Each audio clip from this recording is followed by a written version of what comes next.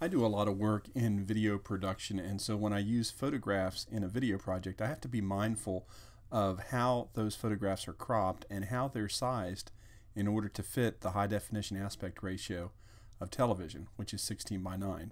So in this tutorial, I want to cover how to selectively crop and redefine the aspect ratio of an image in preparing a photographic asset for a video project.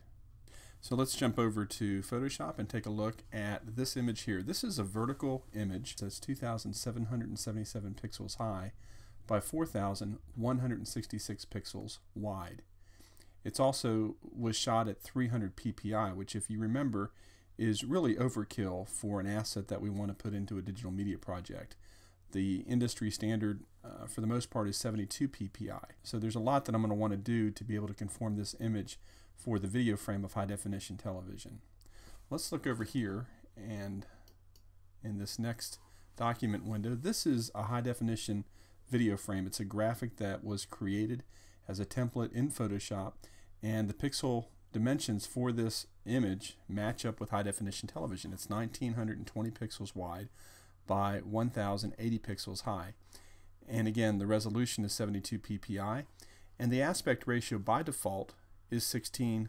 Now the problem is, if I want to fit this vertical image into the high definition video frame of television, it's not going to take up the entire real estate of the frame because it's vertical and the HD TV frame is largely horizontal. And so what we need to do is crop this image and also redefine its aspect ratio to conform to HD TV. So in this particular case, we're fortunate that the high resolution image has a lot of pixels, so I can perform this transformation, cropping the image and also redefining its aspect ratio to conform to HD TV, and still end up with a really high resolution image for my video project. The problem is, though, in order to redefine the aspect ratio, I'm going to lose a lot of information that was a part of the original photo. This reality is going to limit the amount of information from the original picture that I'm going to be able to keep in the version that I decide to crop for my television image. So let's go back to the original image, and here it is here. I'm going to turn off the title overlay. From the Photoshop toolbar, I'm going to choose the fourth button in my list, which is the crop tool.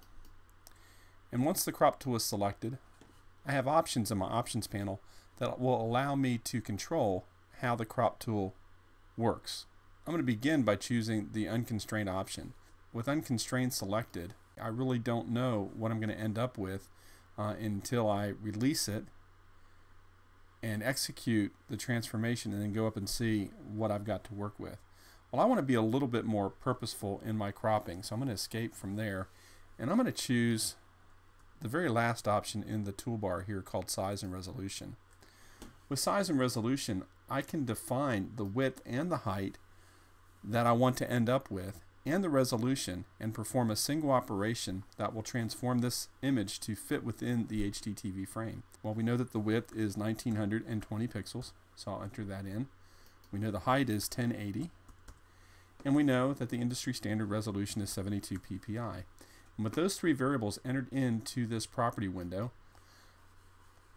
I'm given a selection marquee that is predefined to fit the parameters that I selected.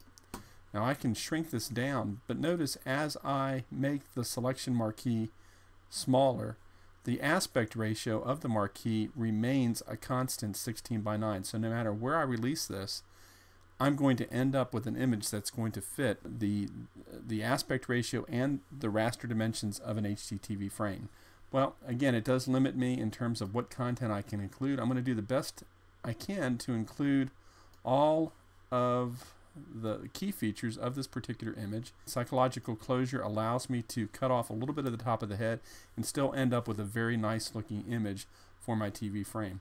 Well, once I have the selection marquee in position, I just hit return to execute it, and we'll blow that back up, and you can see there is my 16:9 HD cropped image ready to import into my video project. And if I want to confirm this, I can go up to my image menu, choose image size, and you can see that the cropped image now is 1920 pixels wide by 1080 pixels high, and the resolution is 72 ppi.